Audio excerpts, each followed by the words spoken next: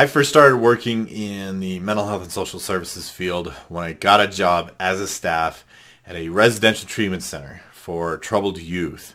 Okay, what this basically means is kids are enrolled there, their guardians sign the paperwork, and the kids go there to have their behavior managed and modified and their mental health hopefully improved. Now, if you're a parent who is in need of this type of services, you probably have absolutely no idea where to start. So that's where I'm going to help guide you here. I worked in treatment centers for nearly a decade. My home state of Utah seems to be ground central or ground zero for residential treatment centers for troubled youth. We have residentials, we have behavioral hospitals, we have the wilderness programs. I'll do a separate video about wilderness in case you're wondering if that's an option that you're considering. There's pros and cons, is short answer, but make sure you like and subscribe and all that, and stay tuned, and I'll do a video on that if you want to know about it. But here you are, right? You don't know what to do about how do we find a good one? How do we know if it's a good one? I'm going to give you some hints, okay? One of the things that I did too is I did youth transports, which means that I used to pick kids up and transport them to the program, and we usually surprised them. They didn't know that we were coming.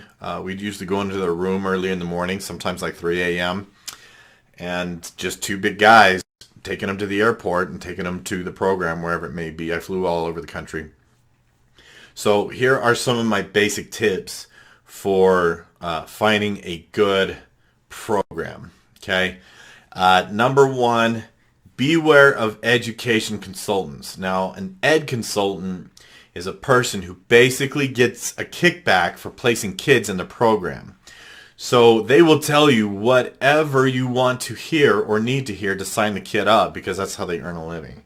Now, those people are notoriously dubious and notoriously seeming to care about your kid and your family when all they care about is making a dollar. They will gladly, most of them, gladly place your kid in a really bad program and not think twice about it because they need some dough.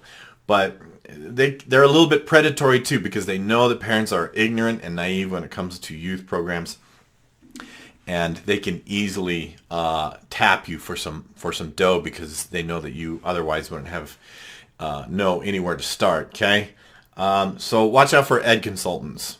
If you meet an education consultant that is used for placing kids in a program, just be really leery of them. They're dubious folks. They're kind of snakes.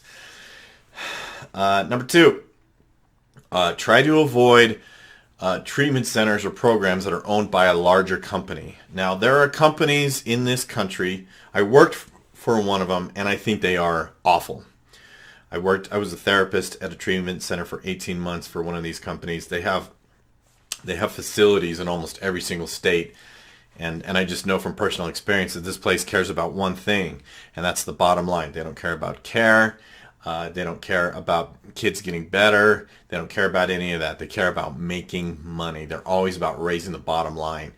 And that is bad because it always carves into the level of care. The staff that worked there always end up being overburdened because they whittle it down to as few staff as possible to save some money. And so the staff are burned out and frustrated and have too much to do. Your kid doesn't get the one-on-one attention. So avoid as much as possible, is my second tip, avoid as much as possible any treatment centers that are owned by larger corporate companies, okay? There are plenty of treatment programs who are owned by a single owner.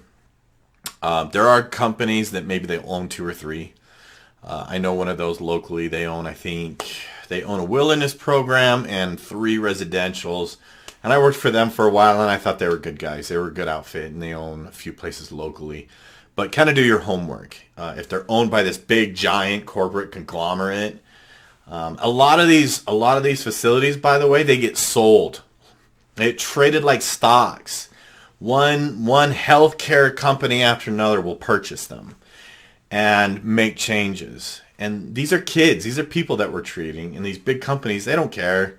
They don't care about your kids. They don't. So that is one of my biggest tips, is avoid any treatment center that is owned by a larger conglomerate. Let's see. Always avoid. You would think that this would go without saying, but always avoid treatment centers that are not in the United States. Okay, there used to be, I think it's closed now, but the infamous Tranquility Bay in Jamaica. But that place was basically ran like a prison for kids. So if you send a kid out of the country, I've heard of kids going to Mexico. I've heard of them going to Samoa and places like that. And if you send your kid out of the country, you are potentially sending them to a place where there are absolutely no laws or regulation for code of conduct, maltreatment, abuse, neglect, etc., etc., etc. They can do whatever they want to your kid. They can put them in isolation for hours and hours, days, even at a time, mistreat them, physically harm them, strike them. And these treatment centers, there are crooked people in the world that prey on these unsuspecting parents. Oh, we've got this wonderful place in Jamaica. It's called Tranquility Bay. And they know that they can staff the place for rock bottom prices. You can hire just some of the locals for pennies on the dollar to staff the place. They make a killing. They make tons of money. And your kids are likely to be abused, maybe even be traumatized from that experience. To me, it's unconscionable to send a kid out of the country to a treatment center. I just don't believe any loving parent would actually do that. Don't do it. Let's see. What are some of my other tips and pointers for picking a treatment center? Just if you're contacting one, ask them all the questions you want in the world. As many as you want. Don't be afraid to ask them questions. The less willing they are to engage you in answering all of your questions, the more dubious it is, okay? There's still a lot more information with that, and I do offer some services just in terms of helping parents find good ones. There's a treatment center locally.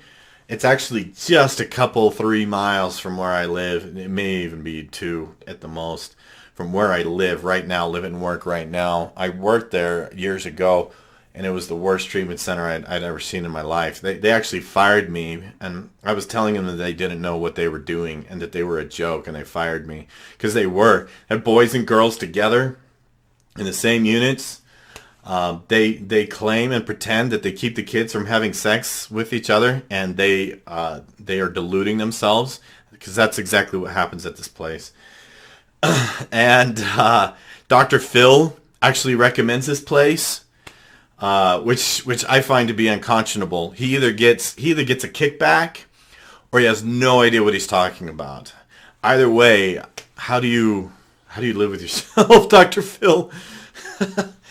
So if you want to watch more videos on picking treatment centers, make sure you like and subscribe. So that's going to do it for this one. Once again, my name is Scott Carter. I am a licensed therapist, but I'm a teen family specialist. I also specialize in personality disorders and high conflict divorce and custody. So make sure that you know what to do. Thanks again.